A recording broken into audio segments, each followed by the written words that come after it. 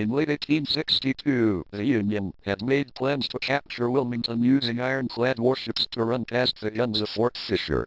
But these plans were upset when in December 1862, the famous ironclad USS Monitor sank in a storm off of Cape Hatteras while traveling to Wilmington.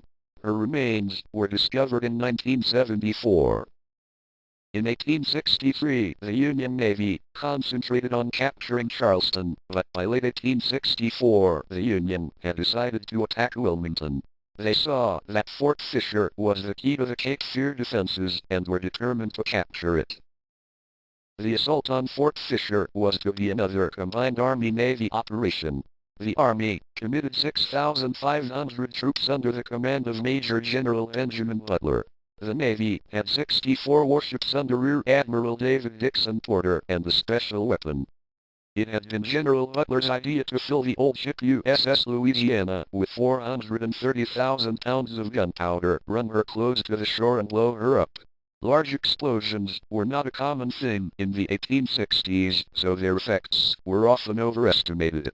Butler hoped that the shock waves from the explosion would destroy the entire fort and knock down buildings in Wilmington, 20 miles away. On December 14th, the Union fleet set sail for Fort Fisher. Robert E. Lee heard of this and immediately sent General Robert Oak south to reinforce Wilmington. Fort Fisher was defended by, at most, around 1,300 men under Colonel William Lamb.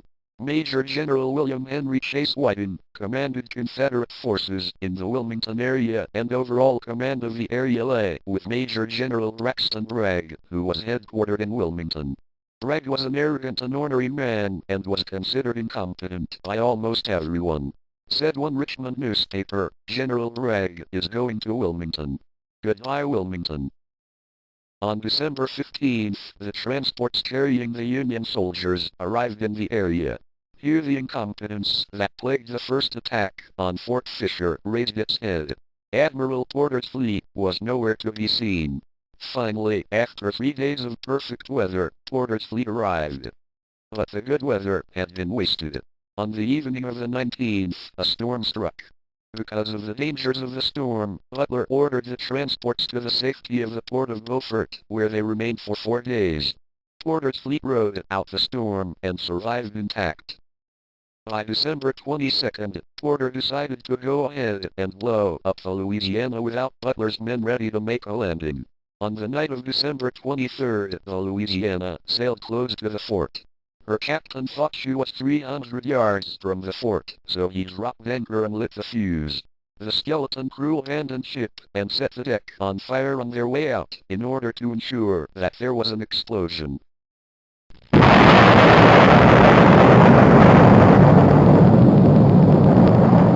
In fact, the Louisiana was anchored 500 yards out to sea and exploded 20 minutes late.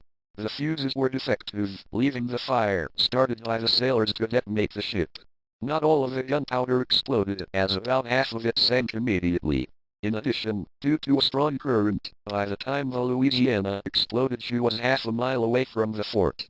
The explosion caused no damage to Fort Fisher and didn't even distract most of the garrison. Their commander assumed that a Union blockader had run aground and the sailors had blown up the ship to avoid the capture of its ammunition and supplies. At noon the next day, on Christmas Eve, the Union fleet began bombarding Fort Fisher. The ironclad frigate USS New Ironsides and 4 turreted monitors sailed to within a mile of the beach and began shelling the fort. The fort's gunners returned fire. Fort Fisher mounted 47 cannon to the Union fleet's 633. The warships arranged themselves into 3 lines. The first line was the ironclads, which sailed about 3/4 of a mile from the fort. Then came 2 lines of wooden warships, which sailed about 1 to 1 1/4 miles offshore. Over 10,000 shells were fired at Fort Fisher that afternoon. Shelling destroyed the brick headquarters building and demolished the barracks. The Union gunners tended to use flagpoles as a naming reference, and Colonel Lamb used this to his advantage. He set up a flag on the Shepherd's Battery, the part of the fort farthest away from the ocean. This caused the Union warships to overshoot, and many of their shells landed in the Cape Fear River. Several cannon exploded on Union ships because of the frequent firing, killing several sailors.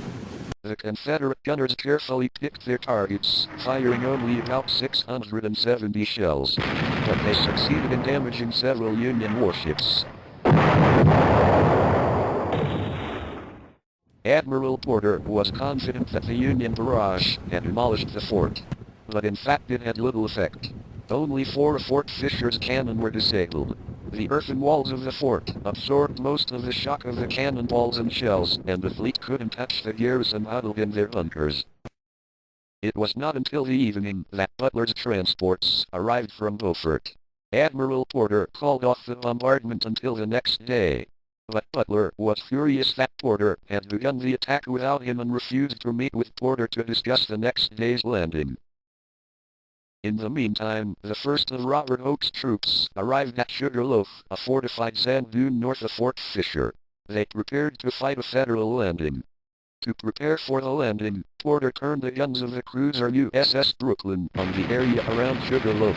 The rebels dug in, and although several were killed by the bombardment, they held their positions. On Christmas afternoon, the Army began landing troops. The first troops ashore were under the command of Brigadier General Newton Martin Curtis. Other Union forces landed and skirmished with the forces of General William Kirkland, a subordinate of General Oak, who was currently in command at Sugarloaf. The Union ships fired 10,000 more shells at the fort that afternoon, killing several defenders but not doing any serious damage. The noise of the cannon was heard in Wilmington, almost 20 miles away. Once they had landed, General Curtis and his men advanced to within 75 yards of the fort.